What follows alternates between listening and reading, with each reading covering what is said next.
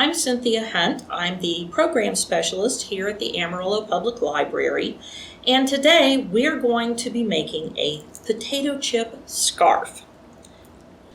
It's super easy, so let's get started.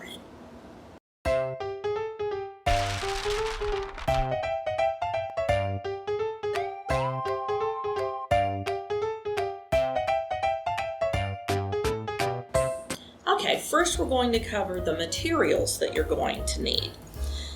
You're going to need about 200 yards, or usually one skein, of worsted weight yarn. Now, what is worsted weight? Worsted weight is a medium weight yarn. It's the most common weight that you'll usually see in the craft stores.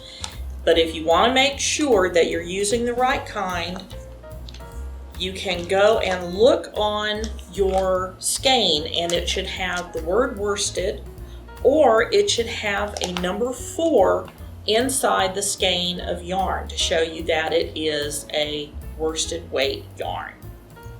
You might also want to take a look, if you're going to be giving this as a gift, to make sure that you are familiar with what kind of laundering instructions go with that particular yarn, so that you'll know if it can be thrown into the washer and the dryer, or washer and then hang to dry, or whatever, because whoever you give it to will appreciate that very much. Now, you're also going to need knitting needles. This is a one-piece project, so you can use either straight needles or you can use round needles. I tend to like the round needles personally, just because I can't lose one. If all the knitting is on one, I don't have to worry about where the other one is. So it just makes it a little easier. Whenever you get your knitting needles, you're going to use either a size 9, 10, or 11 knitting needle. And what are those sizes? The knitting needles come in increments of about 1/2 millimeter in barrel width. So a 10 is going to be 1/2 inch narrower than a 10.5, and it'll be a full millimeter narrower on the barrel of it than an 11. So get one, a 9, a 10, or 11. I think I did the one that I'm showing you on a 9, because I tend to knit really loosely. If you tend to knit really tightly, you're white knuckle tight, get the bigger size needle, because it'll make it a little bit looser looking, and you don't want to have a big snarled scarf at the end of what you're working on. You'll probably want to have some scissors at the end when you're finished, and you can sew it up with either an embroidery needle, like a crewel needle, or a tapestry needle, or you can use a simple needle threader like this, or you can use a crochet hook. So there are different ways to weave in the ends once you're finished. I'll show you how to do that in a little bit. So what we're going to be doing, you have your knitting needles, you have your yarn. What we're going to be doing is starting you off with a cast on. I'll show you a couple of different ways to cast on stitches onto your knitting needles.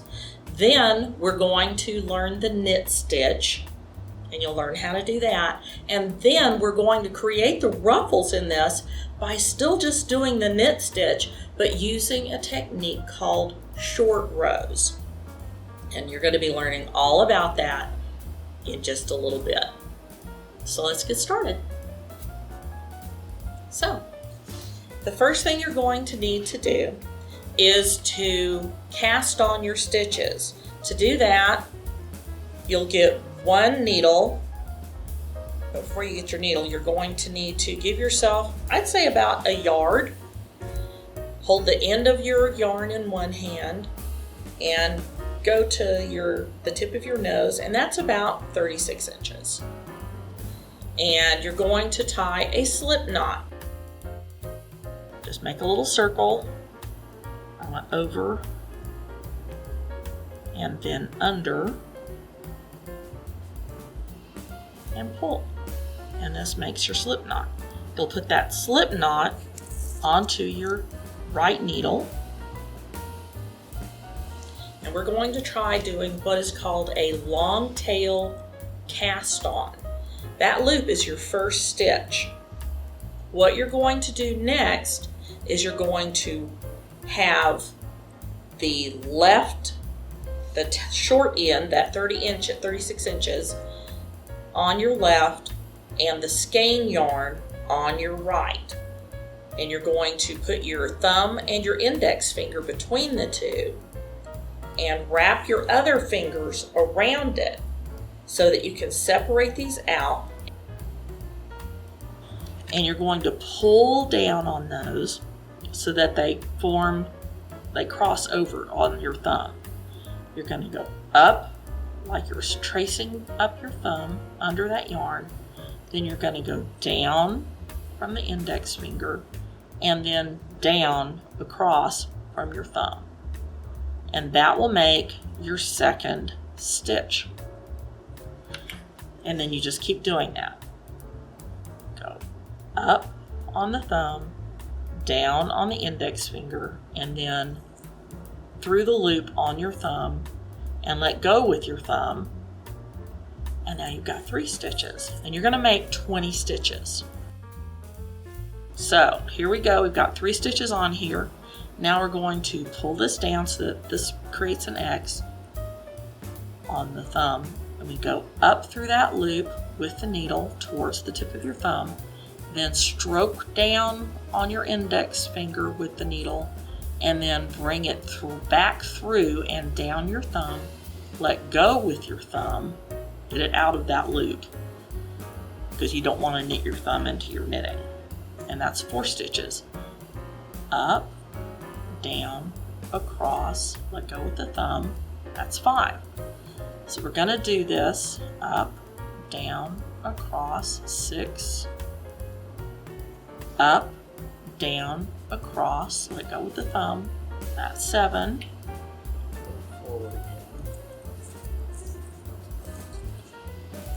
And up, down, and across, 8.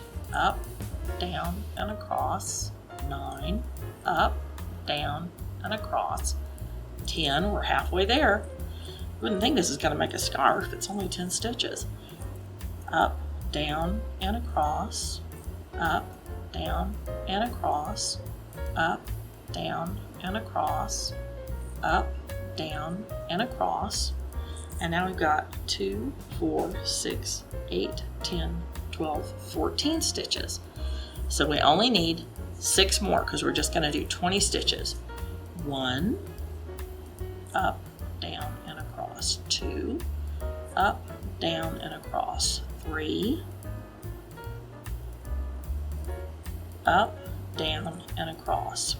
4, 5, and 6. Now you've got a total of 20 stitches on your needle. And you'll notice I have some left over on my tail of my initial piece of yarn. I want that because I can use that to weave it in, the end in, when I'm finished with my project. You don't want to do it at the very beginning, because if you do, and you make a mistake and you have to rip it all out, it could make a big snarl in your yarn and then you'll have to cut it off. So this way, just leave it there for now, and you can weave it in when you're completely finished. Okay, the next step, give yourself a little bit of yarn, is the knit stitch. Now the knit stitch is basically just pulling one piece of yarn through one loop of yarn through another loop of yarn. And you're going to put your casted on stitches in your left hand and get your other needle in your right hand. And you'll have the yarn be away from you. So what we're going to do is we're going to insert the tip of the needle that's on your right into this first loop. And we're going to put it behind at a crosswise thing, kind of like you're crossing your ankles, so that it's behind. Then you're going to get your yarn and move in a counterclockwise direction. and bring it around that back needle that you just inserted and bring it between those two needles. Then you're going to, with your right needle, move the tip of it down the barrel of the needle to hook that loop of yarn up. So now it's got a loop on this side. And once you finish that, you can move the loop that was on the left end off because you had just knitted a stitch. Let's try this again. Put it in the same direction, cross it a little bit, bring that yarn from behind around and back between the needles. You can even hear a little snick. Then you're going to use, holding the yarn that you're using firm so it doesn't fall off your right needle, you'll back the needle up and scoop it through that loop that was on this side and then push it off. Now you've knitted 2 stitches. And you're going to do this all the way down through those 20 stitches. So that's 3 stitches, 4 stitches, 5 stitches, 6 stitches.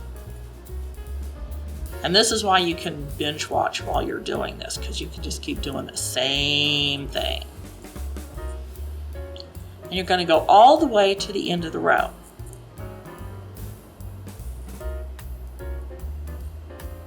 Around counterclockwise, up through. And this is the hardest time.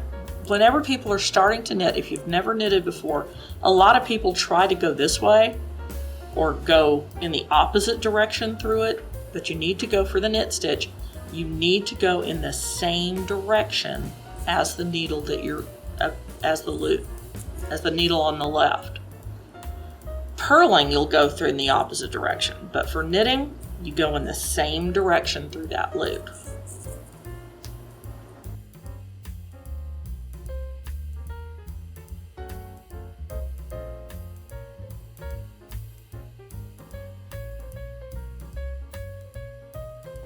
Okay, and here we go through our 20th stitch. Bring it through and around. Bring that yarn through that first loop. And you've got your first row of your scarf done. You can see that you've already got a nice little edge on it. Okay. Next, you're going to start working in short rows. Now you can see if you just, now you could, which is what we usually do in our knitting classes, just do that same knit stitch back and forth and back and forth and back and forth and keep doing it, and you would wind up with a long straight scarf in what is called garter stitch. But we want to add those ruffles, so we're going to do something called short rows, and it'll still use the knit stitch, but what you're going to do is you're going to knit 8 stitches. So 1, 2, 3, 4, 5, 6, and this is why it's so good for watching TV. 7, 8, because it's the same stitch. You can, after a while, you don't even have to look while you're doing it. Okay, then you turn your work, and that by turning it, I mean you flip it so that the 8 stitches that you just stitched are now in your left hand. And what you're going to do is take your yarn, and this is important. Do not fail this step, because if you don't do this, you will get an extra stitch every row you do this on. You take your yarn and you move it between your needles away from you, so it's behind your work. And you do the 8 stitches again.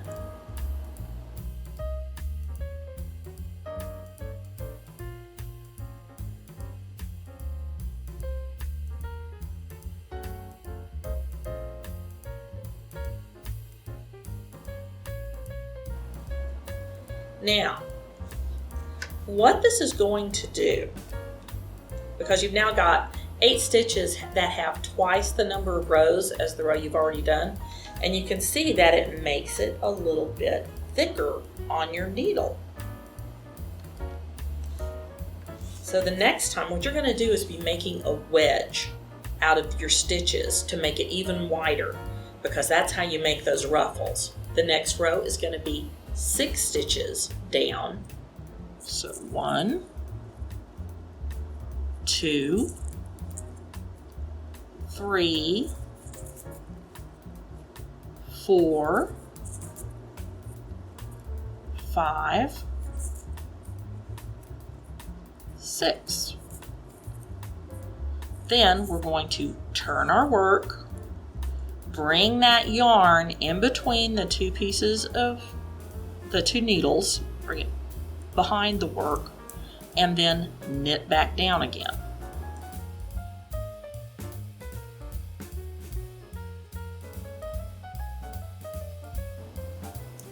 And now you can see it's getting even wider. And this is how you're going to create your ruffle, is because each side is going to have more rows on it than the middle will. So they'll be like wedges, and as you add a wedge each time you do it, they'll create the ruffles. So first you did 8 stitches, then you did a 6 stitch short row, and now you're going to do a 4 stitch short row. 1, 2, 3, 4. Now we're going to turn our work, bring the yarn between the 2 needles towards the back, and then knit back 4 stitches. 1, 2, 3, 4. This means that because you're doing it 2 stitches each time, it makes the edge of this very triangular, because you have 8 stitches, 6 stitches twice, 4 stitches twice, and that makes a nice gradual curve. Now what you're going to do is turn your work again, and then you're going to knit all the way over to the other end so you can create a wedge on the other side of the work. So that'll be 20 stitches. 2, 3, 4,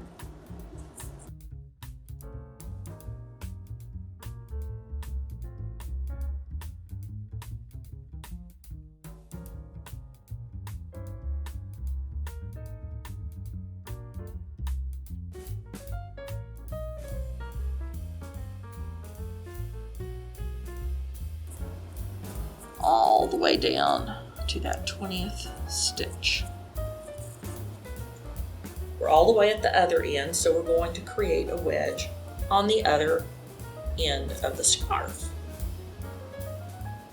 1, 2, that's going to be 8 stitches. 2, 3, 4, 5, 6, 7,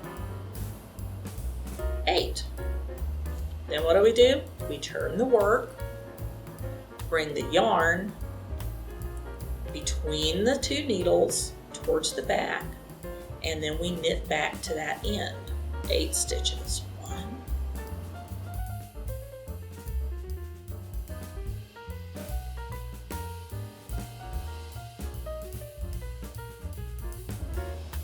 2. Turn your work again, and you're going to do 6 stitches on this row. And these are the short rows because they don't go the full length of the stitches. They just go part way and then they turn back. So 6 stitches. 1,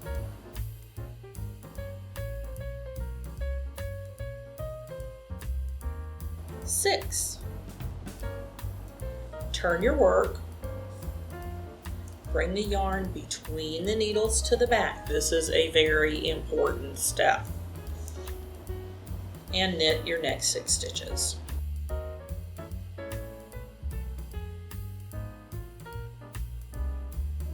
Six. Transfer it over to your left hand again, and you're going to do a set of 4 stitch short rows. 4 stitches in, turn, and 4 stitches back. 1, 2, 3, 4. And turn and go 4 stitches. 1, 2, 3, and 4. Now what you'll do is knit all the way across to the other side where you did the first row, the first wedge. But see, it's already much thicker at the sides of the scarf than it is in the middle. And this is what's going to create, as you add on each wedge, is going to create the ruffles. That's all you have to do. You just go till you're almost at the end of your yarn, and you'll have about a yard or so left, and then go on ahead and do your binding off.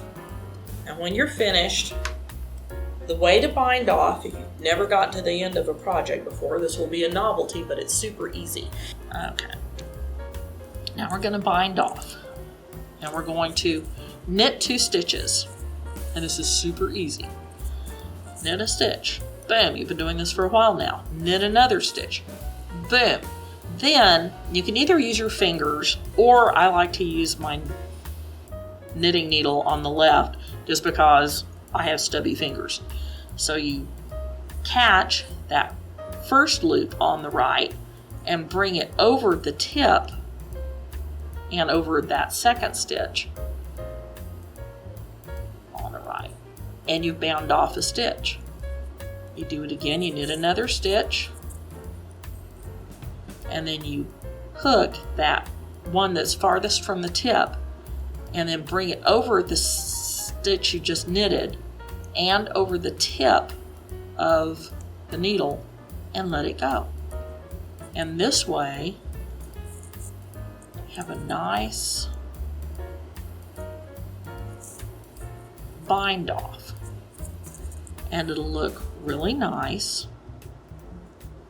And when you get to the end, see how pretty that looks?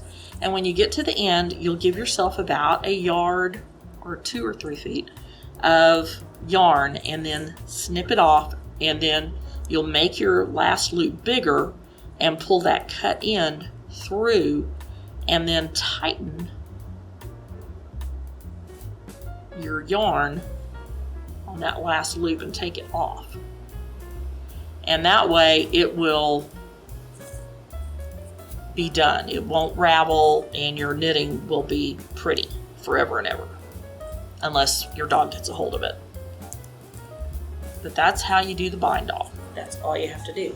Then from there you can use that end of your knitting like we had on this one, and you can weave it in.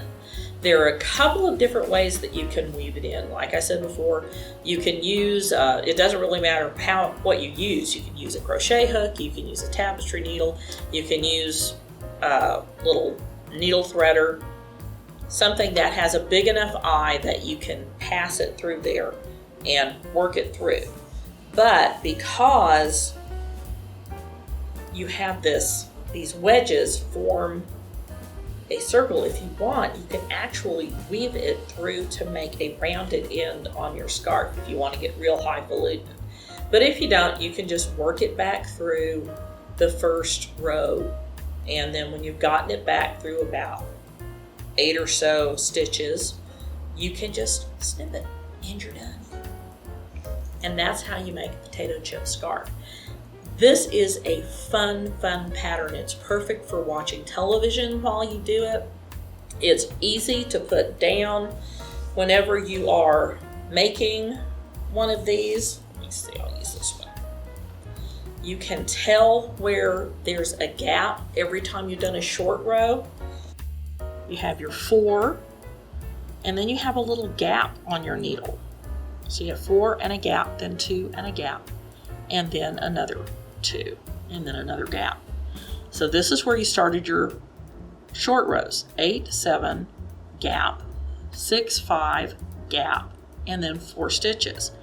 So if you can't remember where you were on your knitting, if you get interrupted, you can see, oh, well, I have the gap before and after the 8th and 7th stitch, but these are all the same.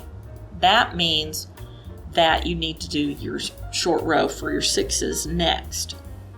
And if there are no gaps, it means that you're ready to start your next wedge.